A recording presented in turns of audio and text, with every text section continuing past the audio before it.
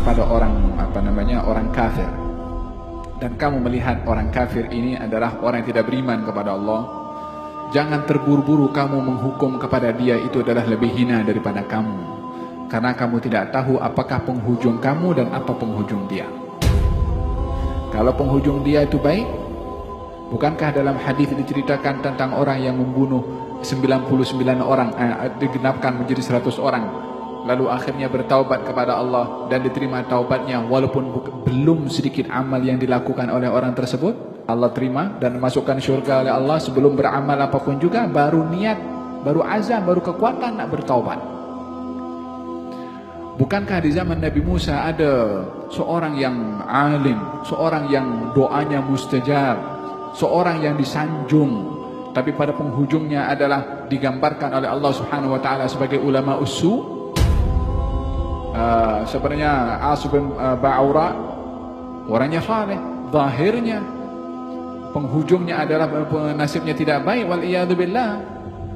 Idzan kalau melihat orang kafir, jangan terburu-buru menilai kita lebih baik daripada dia sebelum penghujung yang menentukan.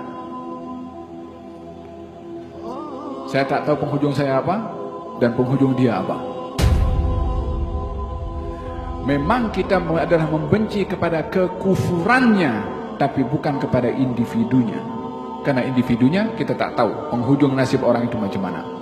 Kalau kita nampak orang tua yang lebih tua daripada kita, yang mungkin orang tua ini adalah tidak salat umpamanya, maka kita melihat orang ini lebih tua daripada saya, yang mungkin dia dulu sudah kenal Islam dulu sebelum saya kenal Islam, sudah berbuat baik sebelum saya berbuat baik, mungkin dia akan mendapatkan hidayah.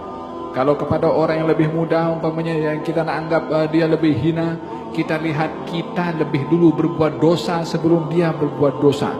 Tengok sentiasa kekurangan diri dan kelebihan yang ada pada orang, maka baru kita akan melihat kalau diri kita itu memasuki pintu tawadhu.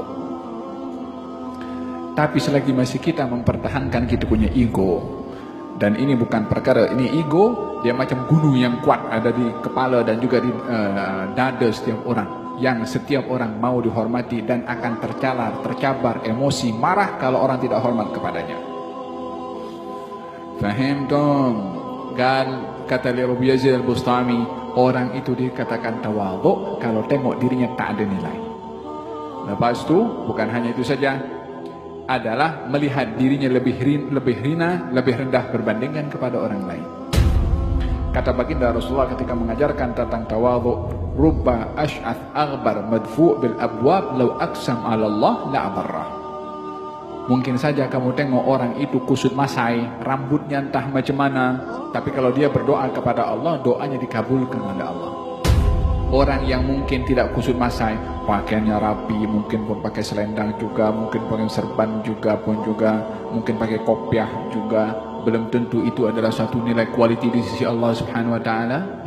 Kenapa kita pula nak menghukum orang daripada segi zahirnya, pakaiannya? Mula bila Nabi mengajar kita menilai orang daripada segi pakaian? Ini agama adalah agama menilai hati orang. Yang dinilai oleh Allah adalah hati orang. Dan kita adalah berkonsepkan kepada agama ini tersebut tidak berhak menilai kedudukan seseorang daripada apa yang kita nampak.